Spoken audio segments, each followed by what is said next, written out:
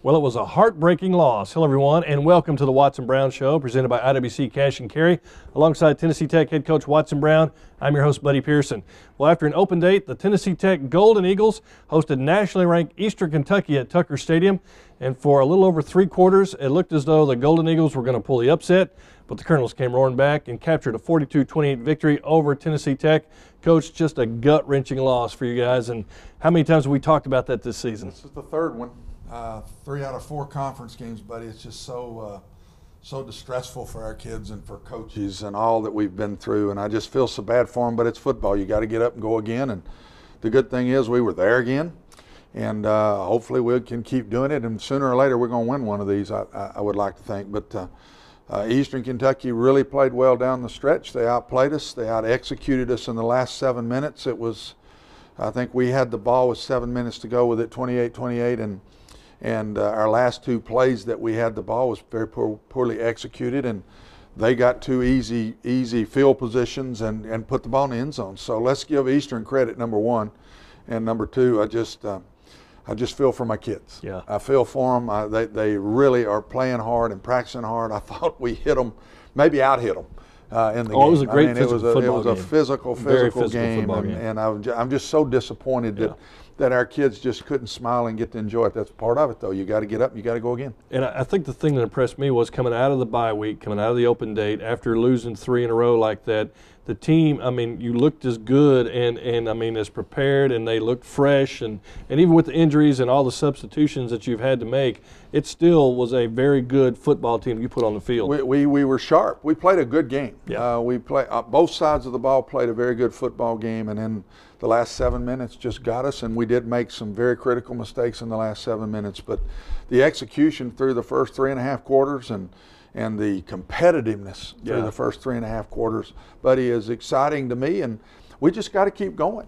We got to keep going, and you and I were talking before this started. You see all those young guys that are out there playing. Yeah. And you see some really talented young players that are going to make a lot of plays in Tech for a long time, but we just need them to grow up a little quicker right now. And again, as we had to TSU, they got to grow up again from Eastern Kentucky, not to TSU this week, and not easy to do. No, not easy to do. Well, the Golden Eagles jumped out to an early lead on the nationally ranked Colonels as we check out the first half highlights presented by TTUsports.com. And it was a blackout night at Tucker Stadium. The Tennessee Tech Golden Eagles looking good in the black uniforms, trimmed in the purple and gold. And, Coach, it was very exciting, all the T-shirts that were given away, and a very nice home crowd. Yeah, it was. It was. The crowd was great the whole night, I thought, and hung with us well and got off to a great start. Because of the injuries, we had to move Adam Urbano out to an inside receiver position for this game. And lo and behold, the first time he touches the ball, he goes right at 80 yards. Yeah. Beautiful execution between Trey and. Look at the speed. Adam can run. 77 yards. And that was a very nice play. It's a play that we put in for that game. That was a play that we put in for those guys for the coverage that they play, and it worked very well for us. This is a play that we scored on Derek Rogers' his first catch, the first score, back all the way in the Hampton game. Right. And we went back to that play to Derek there, and we got so close to tipping that ball. That was a great drop by Tommy McBride. Really and truthfully, a wonderful throw by their quarterback Pryor on that play that went for a touchdown, and that was into a blitz that we had on. Yeah, the touchdown put Tech was up 14-10. That Matt Denham 6-yard touchdown run, 17-14 EKU, and Coach, probably one of the best catches I think I've ever seen. Trey Lamb to Rick Rogers, and just an unbelievable catch. Yeah, I mean, it's pass interference, and it reminded me of the SEMO catch. Yeah. That if you remember the one up the boundary on the SEMO sidelines, very, very similar. It's the exact same play that he caught that ball, and it's a 3 takeoff routes that we run, and he goes over and catches it underneath the guy's right arm. It stays in bounds. And stays in bounds and makes a great play. Derek has had some great catches, and he's been hurt a lot and hadn't practiced a lot. I thought this was maybe the play of the game that we got a great chance to go up right there, 28-17, and it was a fumble. There's nobody feels any worse than Bud. Bud's playing very well for us, not getting to gain a lot of yards because we're just not running the ball very well right now. And hopefully we can get back to the running game a little bit this week. But felt for Bud on that because I thought he made a great cut. Oh, yeah. Great cut and had a first down. And there's about 2 minutes to go in the half, and we got a chance to run out the half and put a touchdown in right there and go up 11 points instead of 4 points at the half. Right. And it's interesting that you say that was a fumble because I thought he was down. I thought the knee was down. I thought that the ground had caused the fumble. And so that was a lot of the grumblings that we had on the radio and in the press box. We can slow it down on our coach's copy, and right. his knee did not touch. Okay. It did not touch. So I don't take up for him very often. I was going to say, well, then I apologize. All the bad things I said about the officials in that particular play, I was wrong on that particular play. That one you were, because I was fussing as bad on the field as you were fussing in the press box. Believe me, I was all over that official on that play. And I owe him an apology, too, because Bud's knee was not down. Well, you had to feel pretty good, though, at halftime about the way your team played in the first half and where you were at after 2 quarters of play. 2 concerns. Everything was positive. I had 2 concerns. Number one, number of plays they had it to us again. Right. We were struggling in getting the ball. Number 2, our running stats. We just were not making anything in the running game, and all of our big plays had come off the pass. Right. And that was my 2 concerns, but a whole lot of positives. I mean, that is the best defensive team we've played, and probably is going to be all year. Yeah. I don't know if there will be anybody better, and it's a very good football team. I think it's between these two the next 2 weeks who will win this league, is this one or TSU, in my opinion, and they've already TSU's beaten this team yes. by 3 points, I think it was. So we're playing the 2 best teams, I think, in the league. Now, we could throw an Eastern Illinois in there coming up that's got that offense that's just been unbelievable. But I think overall the 2 best teams may be the 2 we're playing here back-to-back. Well, the Golden Eagles maintain a lead through the midways through the 4th quarter as we check out the second half highlights brought to you by Miller Lite. After an EKU field goal, TTU responds. They come out with a 9-yard touchdown pass from Trey Lamb to Derrick Rogers. Another nice catch. And, Coach, a couple of offsetting personal foul penalties, dead ball fouls on that play. Well, Derrick flipped the ball back at the DB, and that's poor, and he knows that. And they had a guy swing at one of our guys, and they kicked him out of the game over because, I mean, he punched one of our offensive linemen, one of their defensive linemen. So they're frustrated. We got them on the ropes, and then here with about 7 minutes to go, I think that's when they go back down the field and score the that was on 4th down, tying touchdown on 4th down to and then the 2-point conversion right here to tie it up. Disappointed in this because we'd played good goal line defense for 4 plays right there in a row, and I think they caught us off guard. We were expecting a pass a little bit, and they ran the ball right at us, and we didn't play that well at all. Here's the play of the game, no doubt about it. This is a missed assignment by our offensive line, and we got 2 freshmen in the game right now. We lost Wesley Sherrill in the 3rd quarter, and Trey was hurt on this play also. But that was really not a hot that Trey missed or anything. It was just a guy that was left free that hit him as he letting the ball go. Yeah, and you could tell that Trey was in a lot of pain, did not come back in the ball game.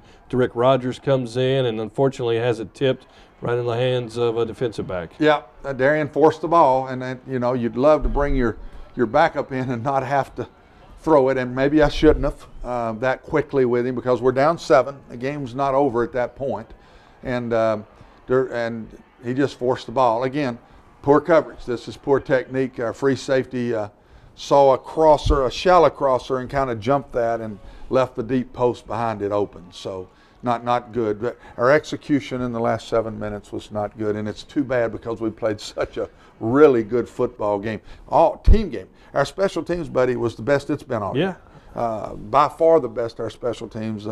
Everybody now starting to kick the ball away from Van Leer and not let him have it. But even Ballou looked good when he was returning. And Eric's going to be good at this too. So we played such a good game. It's just too bad we did not play well down the stretch. Yeah, and maybe one of the key points was the fact that the offense didn't have the ball as much as Eastern Kentucky. The defense was out there on the field a whole lot more, and through 3 quarters played a pretty good football game. I think we got tired. Yeah.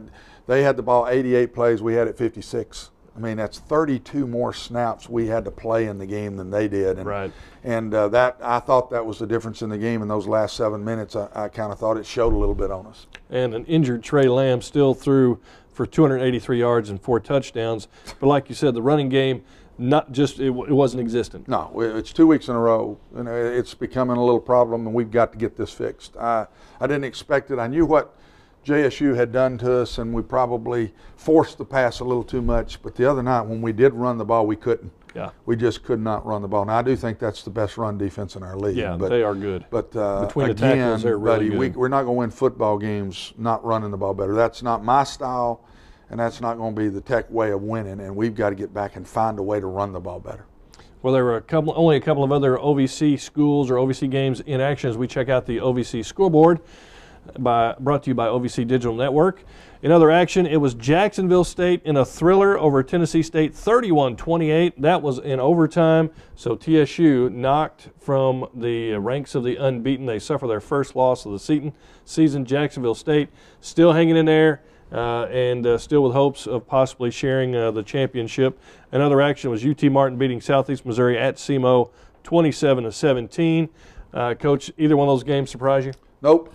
I thought Jacksonville State would have a chance to win the game. Not to say they were favored, but I just know anytime you go to Jacksonville to play, you're in for a tough day, and you're going to have to play really well. And TSU made some mistakes. I watched that game after our game and got home, and it was on a replay, and I got to watch it. And TSU makes a field goal to win the game, and they had a legal procedure on the play, or they don't go to overtime. The kid made the field goal. Yeah. Everybody's excited. There's a flag saying one of the linemen jumped on the protection.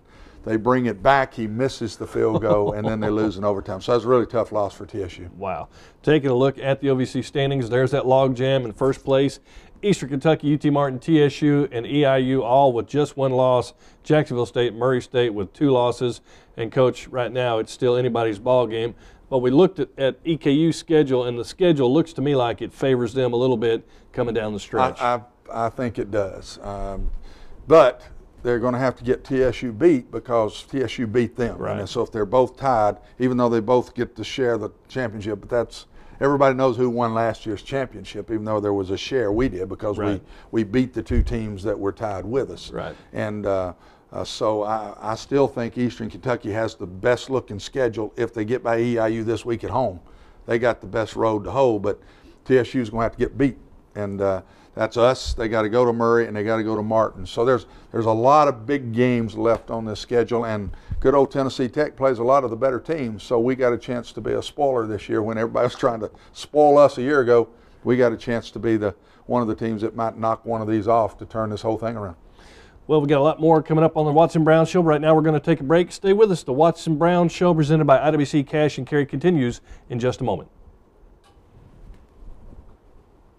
Welcome back to the Watson Brown Show, presented by IWC Cash and Carry.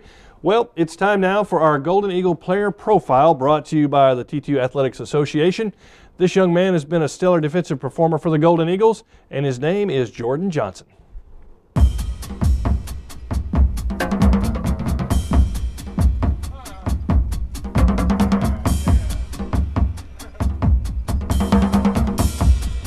My mom got me started playing football when I was 6 years old. I started playing Optimus football. That's what we call it back home. We call it Optimus. Y'all probably know it as Pee Wee football. When I was 6 years old, after my brother started playing, she got me started for Golden Glades Optimus, and ever since then I've been playing football. Now, when I first started, I started as quarterback. Believe it or not, I started as a quarterback, but I just couldn't get the fundamentals right. I kept turning the wrong way and couldn't pass the ball really good. So after that, I moved to the defense side of the ball, and I started as a linebacker. And in high school, I started playing D-line. My motivation, I get it from my brother.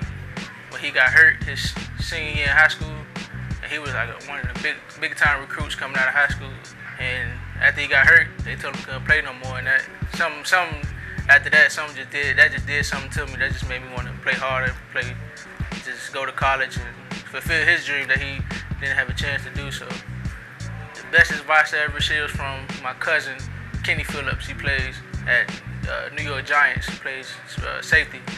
The one thing he always told me is just never give up, because he know all the stuff I've been through as a child and coming from where I'm from, and he know all the stuff we done been through. And he always told me don't listen to what the negative things people say, and just keep going. Like just be you and just do what you do.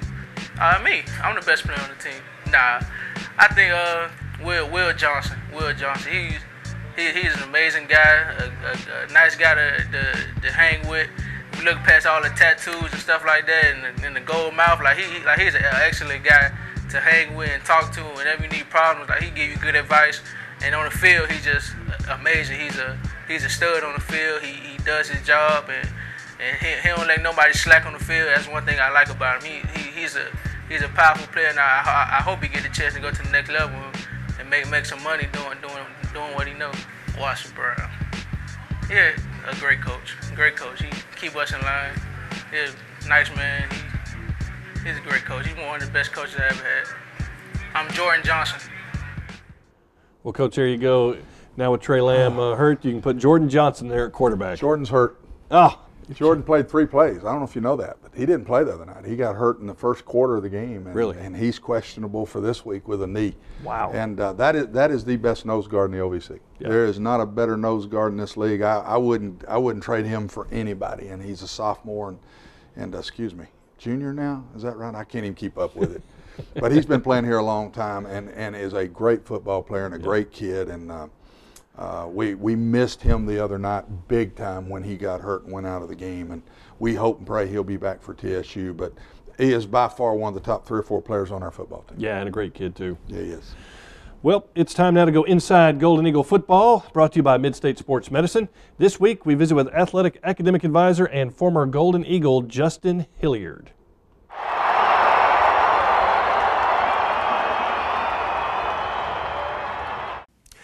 I'd say the most difficult task of being an advisor is keeping up with so many students and making sure all of them are well and all of them are getting the access to everything that we have.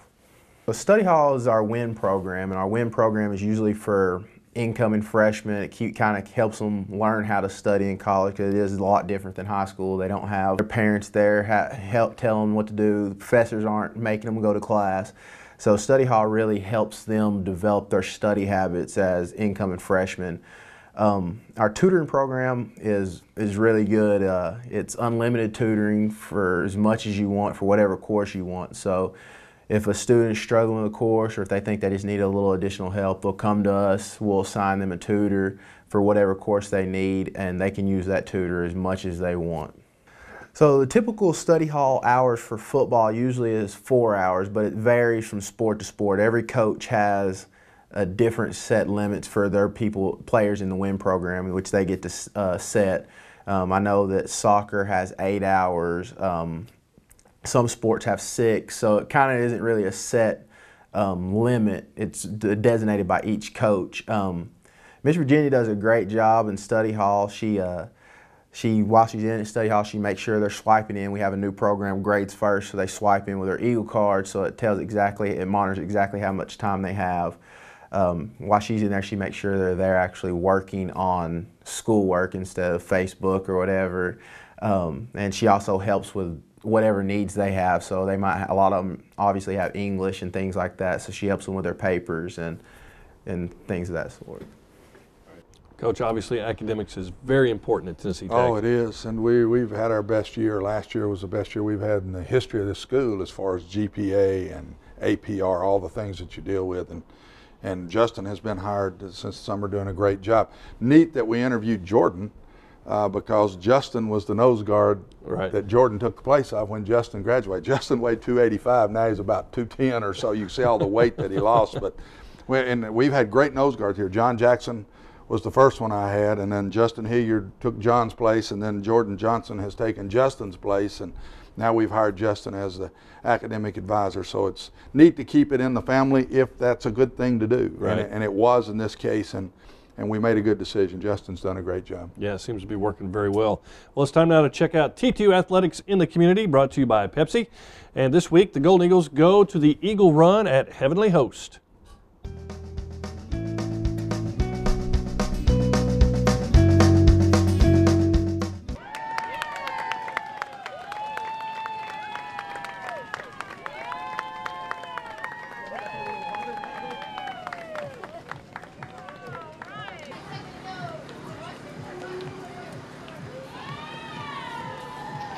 Christina, tell us what the purpose of the Eagle Run is today.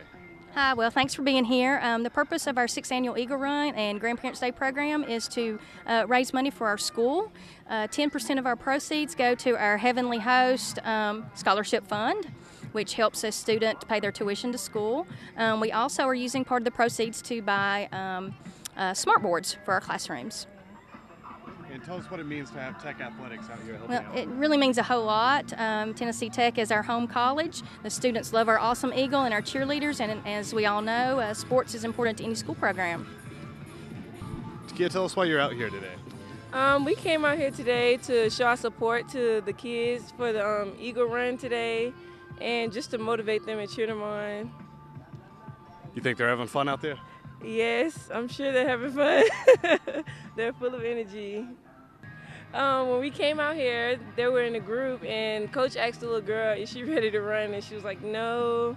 And we were like, yeah, you got it, you know, you're going to get through it. And she started running, and we were giving her high fives, and now she's running and excited about it now. And Awesome Eagle, of course, had something to do with it. The kids love him.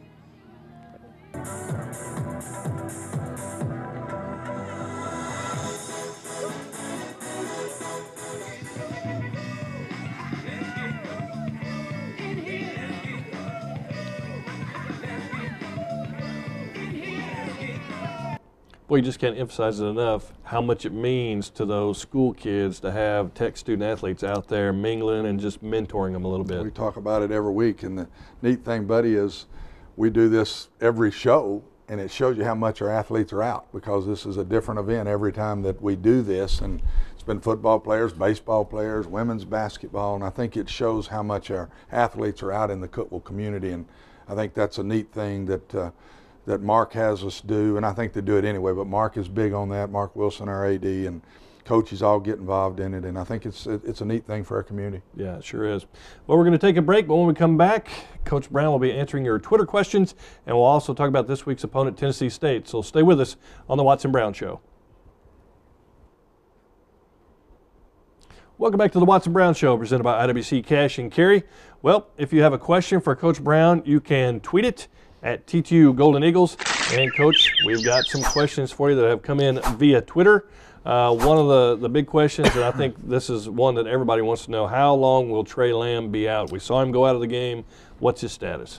Again, on Monday, I just don't know. Yeah. This is so early in the week, and we can tell a little bit more. I'm not going to let any guy play if he doesn't go by at least Thursday, and I just don't think it's good because they've had no reps during the week. If anybody could play without the reps, it's Trey, as long as he's been here. But I would call him questionable for this game, and then it's just going to be week to week from there, and it's pretty much a lot of the same injuries that he's had. And boy, he got hit on that last play. He sure did. He was so vulnerable with the shot, and letting the ball go as he did, so his shoulders were just right out there for the taking, and he took it on the chin pretty good.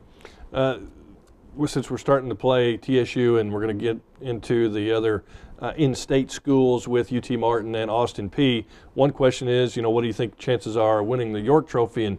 And do you, even if you don't win all three, you still have a chance of winning the York Trophy if it's 2-1. The York Trophy is unique in the way they do it. We tied for the championship last year, right, and yet TSU got to keep the trophy because the way they do the York Trophy, whoever's had it the last doesn't get it. Yeah. So we had won it 2 years prior to that, and so TSU hadn't, and so it went to them. But basically, we tied them last year for the trophy. Both of us were 2-1 in the league, and that could happen again this year. The thing that does happen, if you've got it and you tie for it, you get to keep it, and so we'd have to win it outright to get it away from TSU, which probably means we've got to win this game. Yeah. Another question here, will we see the black uniforms again, and whose idea was it to wear the black unis and the blackout? It was the players first. Purple and gold and black goes well together. I think that's a good mix, but that's not our colors. So Mark is not big on that kind of stuff, to say the least. He is a traditionalist, but it was his idea to do the blackout and tie it to it. And I think we'll probably do this once a year. I kind of liked it myself. Yeah. Players loved it. I've heard, other than fans that just don't believe you should do that, anybody that is open-minded with it loved it, and I think we'll do that probably once a year. And I love the helmets too. I still love those throwback helmets. We're going to keep the gold helmets for good, and we'll wear the white ones or the gold ones now. probably about 50-50 during our time at Tennessee Tech. One more question here. Why do the secondary players get so many tackles? You had Austin Talent, I think, was 17. Bill Diller, I think, was 16. Those guys played tremendously. But is that the way it's set up in defense? Well, it is in one way with Austin Talent. When we want to get an extra guy down in the box, Austin is the one that moves down, buddy. So probably with that power game that they were running so much, he played as much linebacker in that game as he played safety. Yeah. So his were more so. They were running a lot of boundary runs in the second half, if you noticed. They just kept running the ball to the boundary. And a lot of Bills were after they broke the line of scrimmage that he had to make the play. So I think Austin's are legit. Yeah. Bill's got too many. He shouldn't have that many tackles. But that's two of the best tacklers on our football team. That's two 190, 200-pound kids, both one freshman, one a sophomore. They're going to be great players here for a long time. Yeah, they're going to be making a lot more plays. Well, this week the Golden Eagles go on the road, but they stay in the state as T2 travels to Nashville to take on the Tigers of Tennessee State at Hale Stadium in the Hole. And, Coach, I know you're just excited to go to the Hole. I haven't been to the Hole yet. When I was a player, I can remember going over there at Vanderbilt and working out with Jefferson Street Joe Gilliam in the old days. Wow. And that tells you how old I am. It wasn't good for me to do that in those days because the gun he had compared to my throw, it didn't give me a lot of confidence. We had a great game with these guys last year and lost 42-40. Just a fantastic football game. Ran the ball well, threw the ball well, and got behind, made a nice comeback, and had a chance to win the game in the fourth quarter and just didn't get the onside kick. But we played these guys well, and we've had some great games with them. I guess we've beaten them 2 of the last 3. I guess, buddy, is that right? I believe that's right. But we've had great games. No matter what we've done, we've had great games with these guys. And boy, they're so talented. And I think Coach Reed has just done a great job of coaching them this year. And they are one of the best teams in our league. Their record is legit, and they are one of the best teams in the league. So what's going to be the key to going to Nashville to winning the football game? Well, I think get it to the fourth quarter like we have in these 3, buddy, but then play well late. It's what we've been known for around here recently, and right now we're not doing that. So we're gonna have to hang on through 3 quarters and get a chance to win it in the fourth. And we've got to have this play total closer to 50-50, not this 88-56. And again, this is a ball control team that concerns me of trying to get the ball away from them. And in order to make those plays even, you've got to run the football better. We've got to run the ball better too. We've got to run the football better. I don't know how much more we got to run it. We got to run it better when we do run it. Well, that's going to do it this week. Golden Eagles will be at TSU on Saturday. You can listen to the broadcast on Magic 98.5 beginning at 12:30. For Tennessee Tech head coach Watson Brown, I'm Buddy Pearson. We'll see you next week on The Watson Brown Show.